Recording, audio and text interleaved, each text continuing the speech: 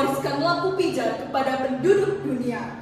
Bung Karno mewariskan Pancasila kepada bangsa Indonesia. Islam mewariskan salam kepada seluruh umatnya. Maka jawablah salam kami dengan penuh semangat. Assalamualaikum warahmatullahi wabarakatuh.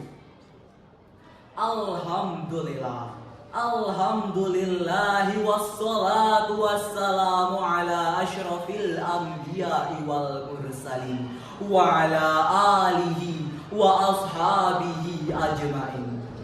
Ashhadu an la ilaha illallah wahdahu la syarikalah wa ashhadu anna Muhammadan abduhu wa rasuluh la nabiyya ba'da wa la rasulah amma ba'd. Ya Nabi salam alaika, ya Rasul salam alaika, Ya Habib salam alaika, salawatullah alaika. Betapa rindu dalam hati ini tumbuh dan bersemi kepadamu wahai Muhammad. Engkau kasih Allah yang terkasih, yang selalu dirindu, dalam kerinduan tak bertepi.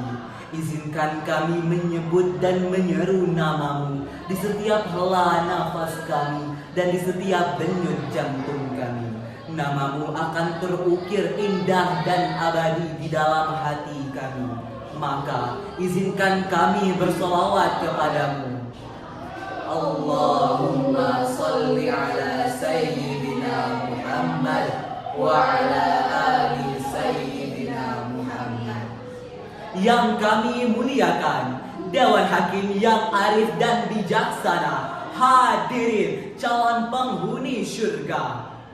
Apa kabar? Sehat? Alhamdulillah. Berdirinya kami bertiga di sini, kami ingin menyampaikan sebuah syarahan Quran dengan tema Nabi Pengangkat Derajat Kaum Wanita.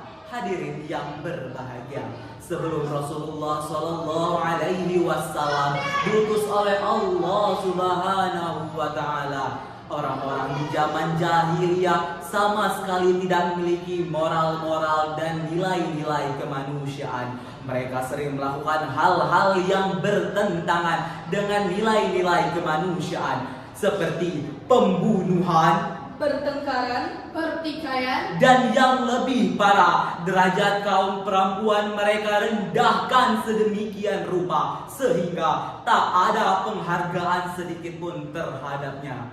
Sampailah saatnya tiba, Rasulullah Shallallahu Alaihi Wasallam diutus oleh Allah Subhanahu Wa Taala sebagai qudwah dan uswatun hasanah. Beliau diutus oleh Allah dengan membawa rahmatan lil alamin, perubahan besar terhadap umat manusia, khususnya kepada kaum perempuan, melalui nilai-nilai dan akhlakul karimah yang menjunjung tinggi harkat dan martabat manusia. Hal tersebut dijadikan bukti atas kebenaran misi beliau diutus di muka bumi. Hal tersebut juga sesuai dengan hadis yang berbunyi, innama bu'istu liutammima makarimal akhlak. Dewan Hakim yang kami muliakan, hadirin yang berbahagia, seorang sejarawan bernama Thomas Charlie menulis dalam bukunya bahwa Muhammad adalah sosok pria yang jujur dan setia, konsisten dalam setiap ucapan dan perbuatannya. Ia mengangkat kembali derajat kaum perempuan sesuai dengan nilai-nilai syariat Islam.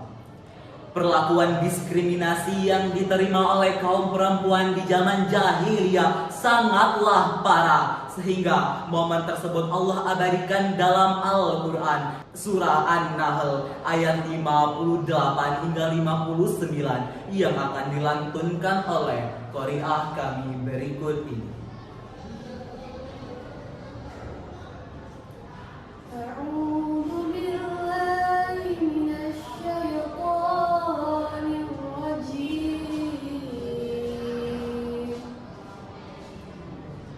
Bismillahirrahmanirrahim.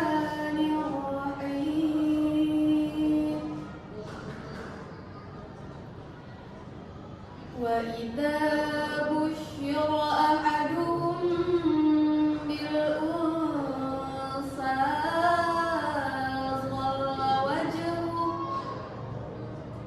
ظل وجهه مسودا وهو كظيم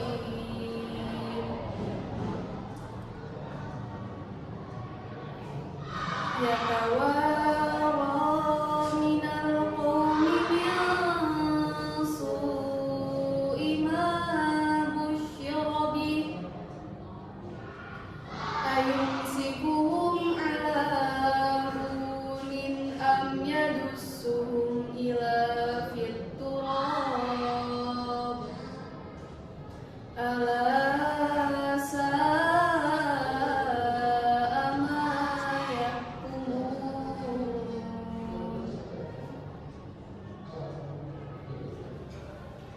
Aku berlindung kepada Allah dari godaan syaitan yang terkutuk.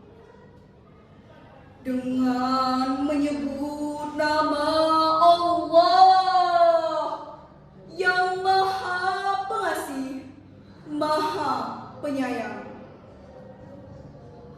Dan apabila seseorang dari mereka diberi kabar dengan kelahiran anak perempuan, hitam dan merah padamlah mukanya, dan ia sangat marah.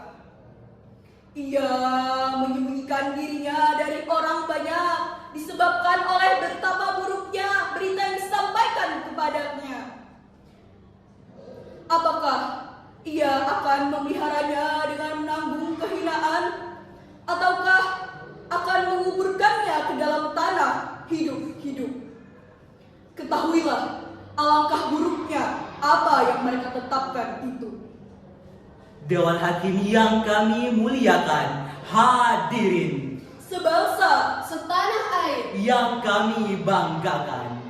Pada dasarnya perempuan sudah memiliki haknya untuk dimuliakan. Semenjak Rasulullah SAW diutus di muka bumi ini, perlakuan diskriminasi yang diterima kaum perempuan mulai dihilangkan. Kini derajat antara lelaki dan perempuan dipandang sama, yang membedakan hanya letak ketakwaannya saja. Hal tersebut sesuai dengan firman Allah dalam Al-Quran surah Al-Hujurat ayat 13 yang akan dilantunkan oleh qari'ah kami berikut ini.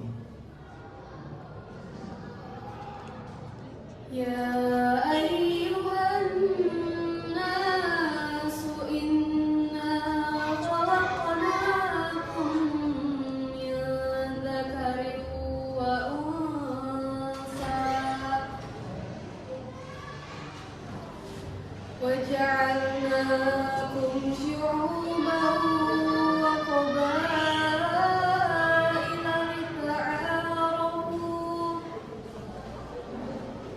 inna akramakum indallahi atqakum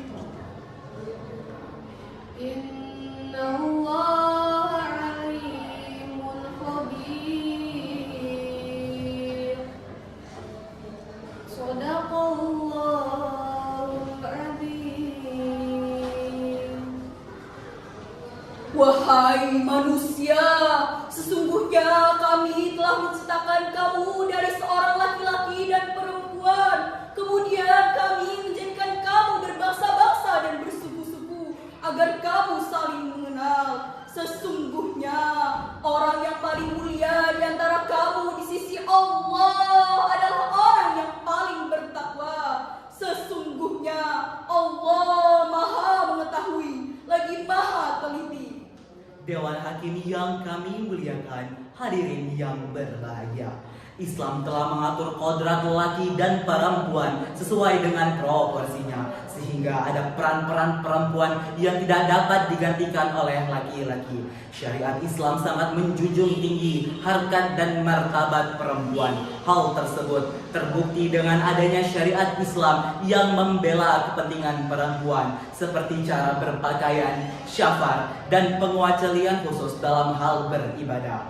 Di era zaman saat ini, kita mengenal istilah emansipasi wanita, sadar gender, dan kesetaraan terhadap kaum wanita tanpa harus menurunkan harkat dan martabatnya sebagai wanita yang mempunyai peran penting dalam membangun suatu negara. Di lingkungan keluarga, ia menjadi guru madrasatul ula kepada anaknya. Oleh karena itu, peran perempuan di era zaman saat ini adalah berperan membangun peradaban suatu negara, menciptakan generasi terbaik untuk umat dan bangsa menuju baldatun thayyibatun wa rabbun ghafur. Demikianlah syarat ini kami sampaikan dengan penuh harapan supaya kemampuan perempuan dapat diperankan tanpa harus menurunkan harkat dan martabatnya. Mungkin hanya ini yang dapat kami sampaikan dalam syarahan ini. Izinkan kami menutupnya dengan sebuah pantun. Burung irian, burung cendrawasih, habitatnya di Papua. Cukup sekian dan terima kasih. Semoga bermanfaat bagi kita semua. Wabillahi taufik wal hidayah. Walido wa inayah. Wassalamualaikum warahmatullahi wabarakatuh.